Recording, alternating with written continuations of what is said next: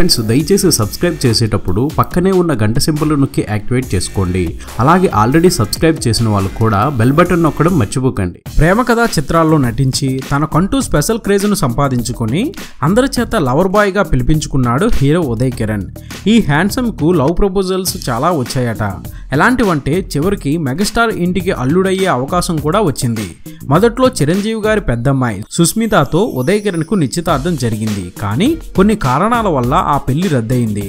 అసలు ప్రేమంటే ఇష్టం లేని ఉదయ్ కిరణ్ తొలిచూపులోనే నిశిత ప్రేమలో పడ్డాడని, తననే పెళ్లి చేసుకోవాలని నిర్ణయించుకున్నానని ఒక ఇంటర్వ్యూలో చెప్పాడు.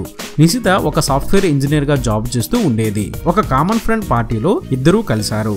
ఉదయ్ కు నిశితను చూడగానే తన సోల్మేట్ అనే భావన కలిగిందని, ఆ తరువాత ఒక స్నేహితుడిగా తన దగ్గరయ్యాడు. తరచూ చాటింగ్ కూడా చేసుకునేవారు.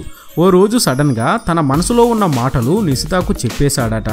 అందుకు నిశిత కూడా ఉదయ్ ప్రేమను అంగీకరించింది. ఆ తర్వాత పెళ్లి చేసుకున్నారు. పెళ్లి తరువాత కూడా ఇద్దరు ఎంతో అన్యోన్యంగా ఉండేవారు. నిశిత ఉదయ్ను ఎంతగా ప్రేమించింది అంటే ఉదయ్ ఎప్పుడు చెరిగిపోని గుర్తుగా తన చేతికి పచ్చబొట్టుగా మార్చుకుంది.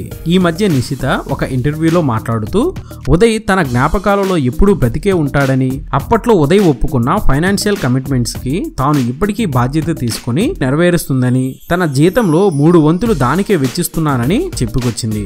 ఇప్పటికీ తను ఆర్థికంగా చాలా కష్టాల్లో ఉన్నానని చెప్పింది.